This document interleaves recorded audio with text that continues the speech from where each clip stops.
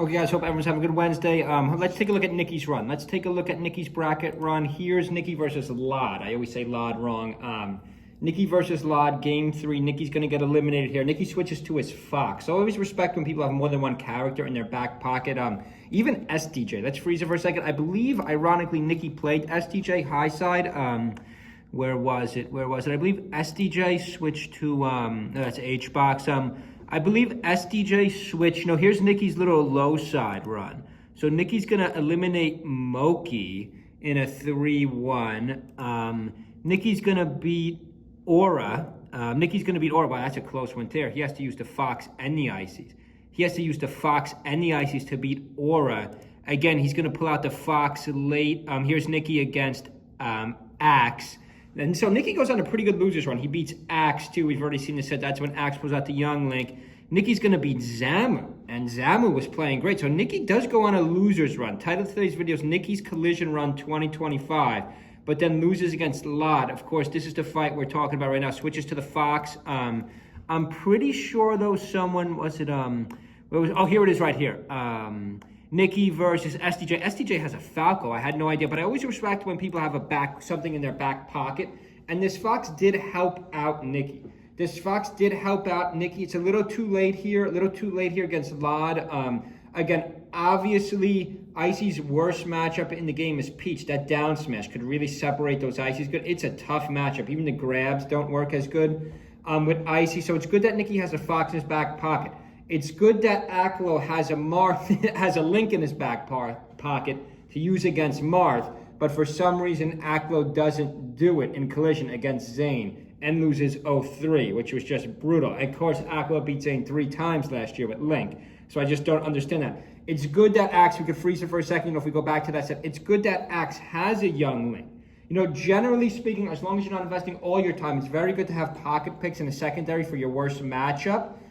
But the problem with Young Link was Young Link Ices is not as good of a matchup as, let's say, Link Ices. Axe doesn't have a Link in his back pocket, so he used the Young Link twice. After using it twice, if I'm Axe, I would switch back to Pikachu or back to Fox for game 3. Kind of like what Nicki does here. Now, it doesn't necessarily work. You're still going to lose the set. Or maybe you get a win or two in. You'll figure some stuff out during the set. Nice up smash. Beautiful up smash by Nicki, but it's too little too late. He's down 2-0 here. He does get the Stadium stage pick, which against Peach, this is probably the best stage for Fox in this matchup. Dare I say Yoshi's Island? Oh no, you don't really want to go Yoshi's Island. I said with Fox, this is the best stage. Nice recovery by Nicki. Nicki again brings out the Fox earlier. So a pretty good run by Nicki, but the problem is he gets caught by these two Peaches. Of course, he gets past the first one, but he's going to lose to the second one, which makes me think in this point in the meta, is Peach just a really hard counter to Ices?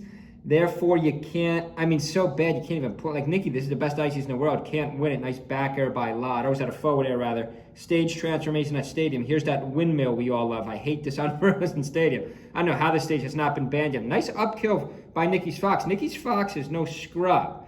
So I'm trying to think, if I'm an Ice Climbers player, the worst matchup in the game for Ices is probably Peach. Therefore, it's always good to counter. I know it sounds crazy. It's always good to counter your character's biggest counter. So Peach's worst matchup in the game, that's tough. Probably Fox or Falco, probably Fox. So it's a good counter pick to have for Nicki. Similar, I think Link is actually a fairly good counter pick to have for Aklo. We just don't see him using it in the Zane matchup for some reason.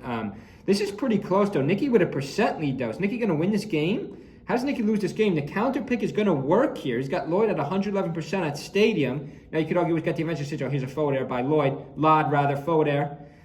Lod, center stage, another forward air. Nicki's getting thrown around the stage now. Lod's being able to build 94%. Another forward air. Misses the down smash. That down smash would have killed. It misses. Peach Lod misses the grab. Center stage, 3:56 on the clock. A long fight here. Lod misses the forward air. Misses the down smash. Up toss by Nicki. Misses the up air. Would have been a nice kill. Couple lasers by Lod. Here's the grab. Let's see if the Peach gets anything off it. And then a running forward air. And then a forward toss for the kill. Peach's forward toss hits that much. Another forward air. Nicki's going to die off the opposite side of the screen. But congratulations to Nicki, finishing top 6, I believe. Wait, what happens to Nicki in winners? So Nicki gets the win here. No, wait, where was Nicki here? That's H-Bucks. I keep confusing Nicki with H-Bucks. I know he had that set against SDJ. SDJ goes Falco in one game. Nicki's going to pull it off, though, primarily using the fox. Oh, no, Nicki's going to lose that. Nicki's going to lose that. That was his first loss. I beg your pardon. Then, of course, so he loses to a peach. Again, peach is a tough one, too. Peach ices go either way, too. But, okay, guys, hope everyone's having a good Wednesday. Stay with our channel this weekend. Make sure you subscribe. Leave a comment below. See you guys.